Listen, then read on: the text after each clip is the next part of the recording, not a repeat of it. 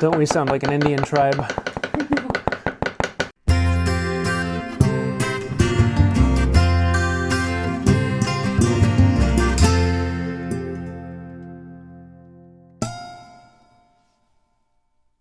Hey y'all, I'm James Wright and welcome to my shop. And today I have a very special guest, my mother. Mama! And we have recently gotten into carving together, so wanted to kind of do a basic intro into a few techniques that you can do with wood carving. So we're going to do a simple Celtic heart pattern and have a little bit of fun doing it. So let's go along and have some fun. Yeah. So the first thing I do want to do is I just found this pattern on Google Images. I just do a search for Celtic weave heart and take our glue stick and smear it on here. And don't really need to take that much patience in it. I'm just going to be scraping this off afterwards. And I want to make sure that I'm getting everywhere where I'm going to be carving. It doesn't have to go completely to the edge, but enough. And then just glue it into space. And so that I can peel up the other side, put glue on that, and stick it down. And this thing gives me a good surface that I can carve on. I can follow the lines. I don't have to worry about slipping around. And then when I'm done, I can just scrape it off. The first method that I learned to do this is actually just taking a straight chisel. And I basically want to make a V in on either side of the line. And so I would start with the straight chisel and slowly work my way around and cut in from one side. And then I'd come in from the other side and cut in from that side. And I would basically make a V, but as you can see, this is very slow and leaves a rough edge. So what you can get is a V cutting tool or V-chisel, and it's a fairly simple process of just start the point in and slowly light taps, follow your line around, and you can kind of choose. I like to make one side of the printing right along the edge of one of the edges of the V, if that makes sense, and slowly follow it along. And then stop where it stops. And then I'll repeat that on the other side and keep going. And I'll just do one piece at a time all the way around this. And this whole process should take me about 20-30 minutes or so. And it really looks a lot easier. It looks a lot more difficult than it is. And if you can follow a line with a pencil on paper, you can follow it with this because you're just using very, very light taps. You can see I'm not actually holding it like a hammer or a mallet. I'm actually holding the head of the chisel. I'm only bringing it back about an inch, inch and a half away from the head and slowly following my way around. So I'm going to start that and just keep going around the pattern. Are you going to leave this raised? Are you yeah, going to connect it totally? The next line will come. The next time it comes in and chisels it out, so it's not. So it will be connected. Well, like that. Okay. All right. When I'm starting a line, let's say I'm just going to start it here, I start it with lifting the head up a little bit and just kind of plunge the head in on the first stroke or two. Okay. And then I'll bring it down to the angle I want. And your angle will determine how deep of a cut you make. When I do these little tight curls like this, rather than actually following it around and trying to make that curl really tight, I actually just come in with a V here and chip it out. And then I will kind of widen that V either side.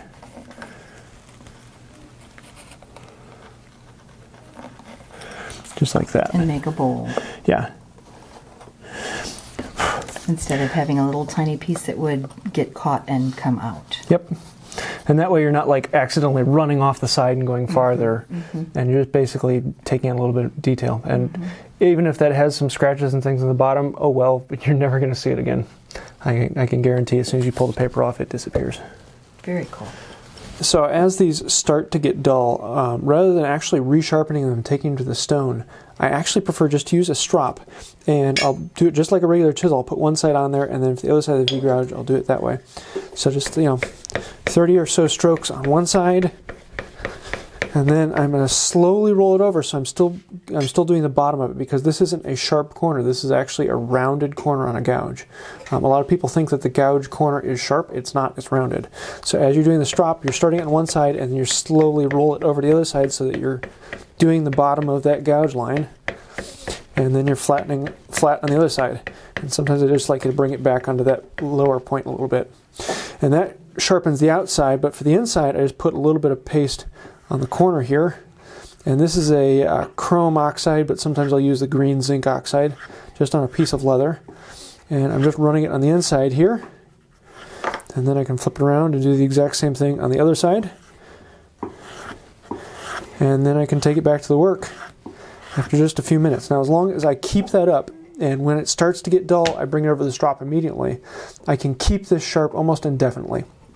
The moment I ding it or I let it go too long, then I have to take it back to the stones, and that's where it gets really tricky to sharpen these, because it's very easy to take these to a strop and keep them sharp on a strop, but a little more difficult to sharpen them on a stone. Now, for the center of this, I wanted to have a W for Wright, of course. It's the best letter I could possibly put on there.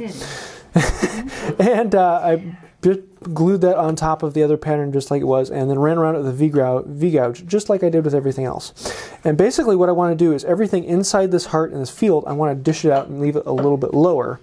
And I'm using the V-gouge, the V trough that I made all the way around, as the stop cut. So everything I take out, I'm just going to be taking out, a 1/16 of an inch down in here, just to relieve it a little bit. I want to leave it with the look of a gouge running across it, so actually having that texture on it. So now I want to take this pattern off, and I'm just going to use a card scraper and scrape the pattern off.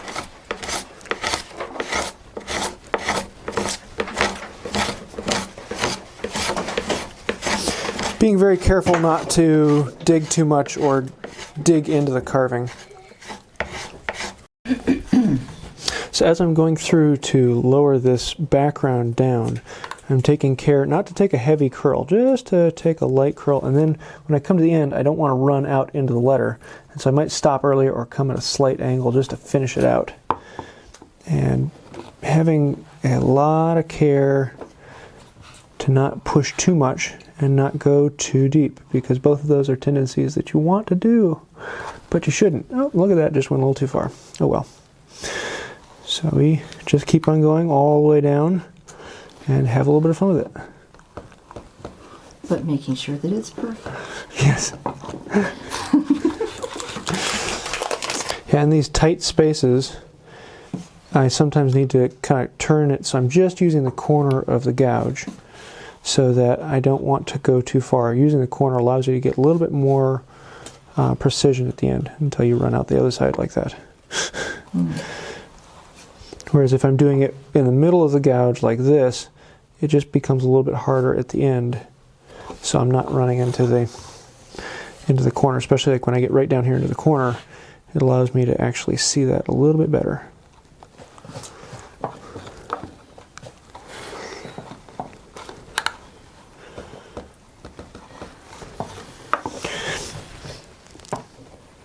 So one of the things I like to do with the V-gouge, especially when I'm cutting up to it, is eventually come back and put a knife line in there. Number one, it cuts the chips. So any chip that will be sticking out that the gouge left, I can remove that with a knife. And also the knife line gives you a very crisp, sharp edge that pops out a little bit more. But there's another way of doing it that might be a little bit better for some people. My mother actually has found that she prefers right now to mark it out with the knife ahead of time, so basically making the stop mark with a knife, and then taking the pattern off and following with the V-gouge. The paper sometimes gets in the way, and you can't see the project as well. Sometimes when you're peeling up a curl, you'll have the curl of the wood and then another curl of the paper, and so you have more stuff that's getting in your way. Mm-hmm. And so it's nice to get that paper out of the way sometimes.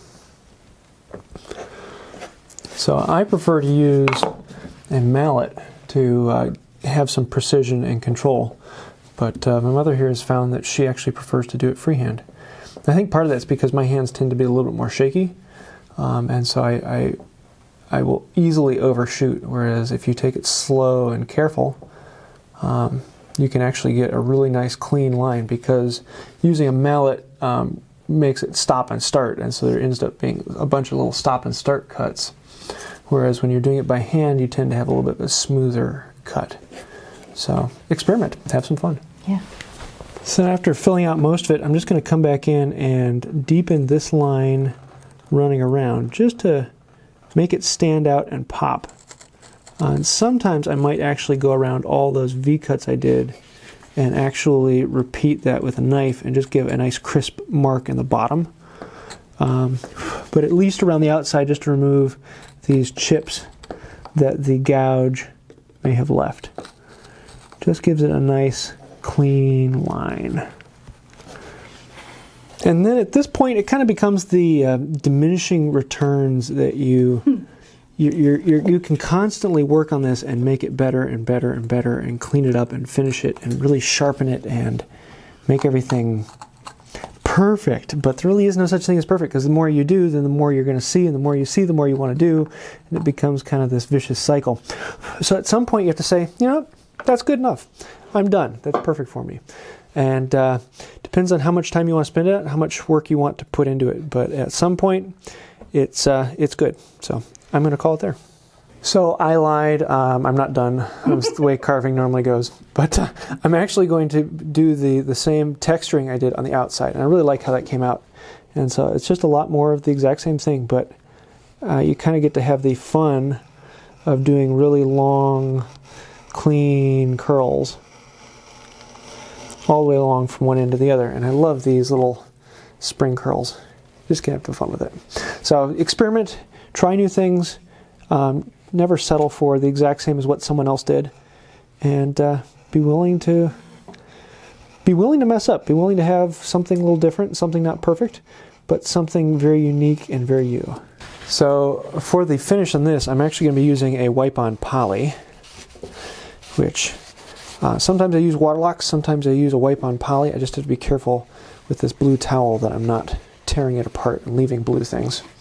I'll put it in a dish, soak some up in the blue towel, and then just let it drip on.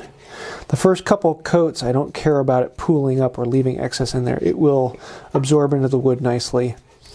And with the water-based poly, I can actually reapply it in a matter of 20-30 minutes, as opposed to waiting so long. Not water-based poly, this is a wipe-on poly, oil-based, but it dries out pretty quickly. So I wanted to show you some of the differences, because one of the things I want to push is that you can experiment and play with things and try something that's a little different. And on my mom's here, she actually made a very wide gouge. I think you were using what, was it a 5? Yeah, it was a 5 for the middle, so it's a very shallow, broad gouge mark here, which made this look very smooth and clean. But then for the outside here, it came in with a number 5, and really made, is it a number? Excuse me, number 8. Number 8, and made some deep gouging here. Whereas I did all of mine with the number 8. I made all of my gouges a little smaller, narrower, and so the spacing looked a little bit more, I don't know if there's a word for that. Sandblasted, yeah. Mm-hmm. Whereas this is a lot more of like a rustic, hand-carved, rough feel out here, which is, it kind of gives a great contrast between the two. And so you can kind of play with it and see what you want different. I mean, do you want to use a gouge? Do you want to use it with a pattern? Do you want to use a knife line to make it a little deeper? Now I have put wipe-on poly onto mine already, but my mom will be doing that here soon. She just has a little bit more to do, but we ran out of time, so that's what we've got. There you have it. This is just a simple Celtic weave and letter. It's amazing what you can do with a V-gouge. It's a very simple tool to pick up and learn, and it's very straightforward, and you can have a little bit of fun. This is basswood, which you can get most big box stores, and I actually purchased that this morning there. So you can have a lot of fun with a few simple tools, and yeah, just smile. And get addicted. Yes. So if you want to see some of the tools that I've been using, I'll leave links to those in the description below. And that's about it for today. So thanks for coming in. Thanks for letting me play. If you like the video, please hit like and go ahead and smash that subscribe button. Also, I want to say an incredible thank you to the patrons on Patreon. You guys are the reason why this channel is still going. If you'd like to help out with that, you can find out more right over here. Also, if you like this video, feel free to check out one of my others. You might find something you like there. And until next time, have a wonderful day.